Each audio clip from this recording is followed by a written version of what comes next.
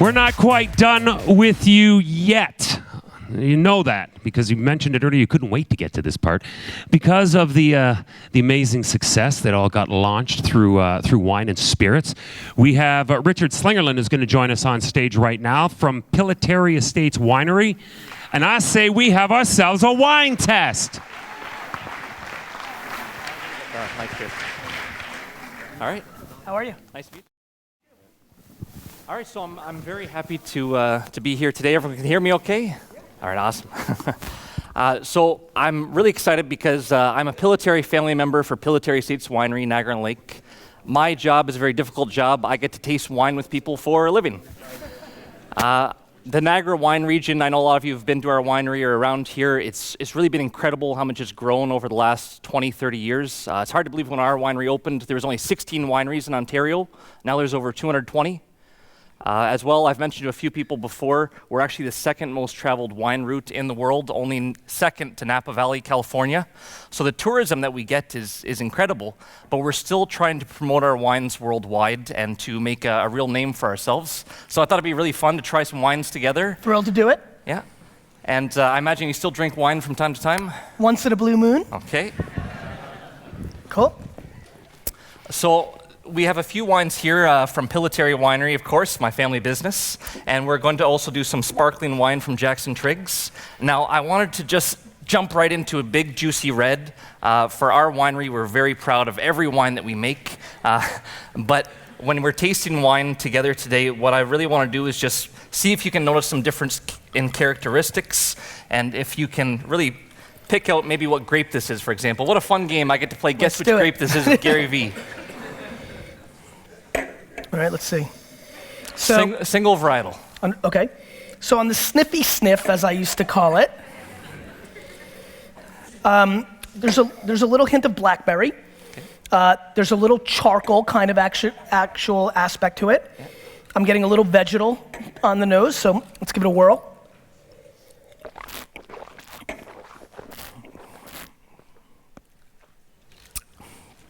It's pretty good. Thank you. I was really I was pumped. I'm like, I'm gonna destroy his wine in his face. But it's pretty good. Very clean. Nice tannins on the, really sweet tannins, which I'm sure makes, how many people drink wine? Great, so the one big thing with red wines, the reason it takes people time to get used to it is that bitter taste on the back end, the skins from the grape, the tannins. This has like Cabernet Franc like characteristics. Yeah. That's 100%. It's 100% Cabernet Franc. It's the... Guys, long before I was cool in the business world, I was cool in the wine world. I've got other talents.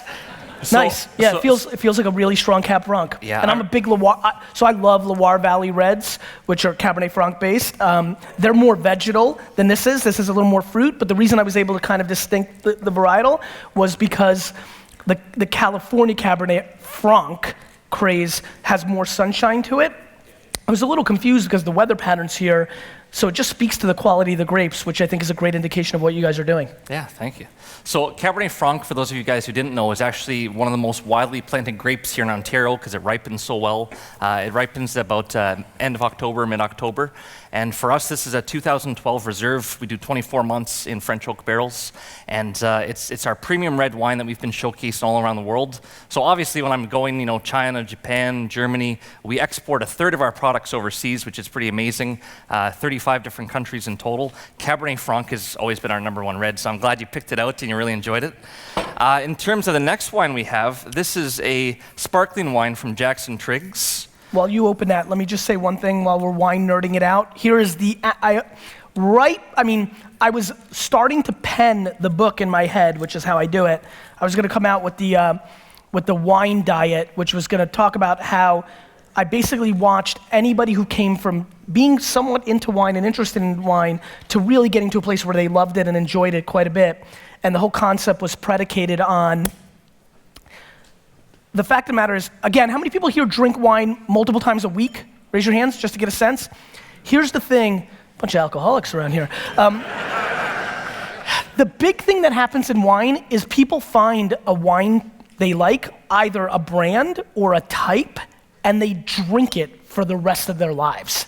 They drink, whether it's Cabernet Franc or whether it's Jackson Triggs or whether it's Chardonnay, or they just drink it forever. And so the wine diet was gonna be forcing people to drink 365 different types of wine in 1 year. If you're genuinely getting into wine or wanna get more into it, the number one way to really become someone who can really appreciate it is to force yourself to try different wines from different regions. So a Cabernet Sauvignon from California is gonna act differently than one from Australia, and then trying grape varietals like Petit Verdot or Chenin Blanc, or a Malbec from Cahors is gonna be different than Argentina. If you really wanna get there, that's the way to do it. All right. Cool. So sparkling wine is what we're going to jump to next, and everyone loves sparkling wine. It's one of those easy wines I find a lot of Who people here can get doesn't into. like sparkling wine or champagne? Raise your hands. Oh, that's a few. Not everybody. That's likes okay. sparkling. I didn't make this one, so it's okay. Yeah. Good news, way more people had no idea who the hell I was.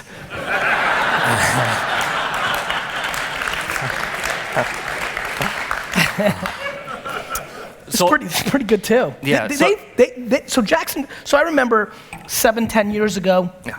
I was really passionate about Canadian wines, Okanagan here, to really get them more into the US. A lot wasn't coming in, and Jackson Triggs really caught my attention, 12, 13 years ago, producing really high quality wines. It's good to see they're continuing that process. Yeah, they've been a real flagship winery in the region. There's a few of us that have been around for that 20 plus years, and it's nice because we all carry that weight together, and Jackson Triggs being one of those big boys, they produce a very consistent, very well-rounded wine every time.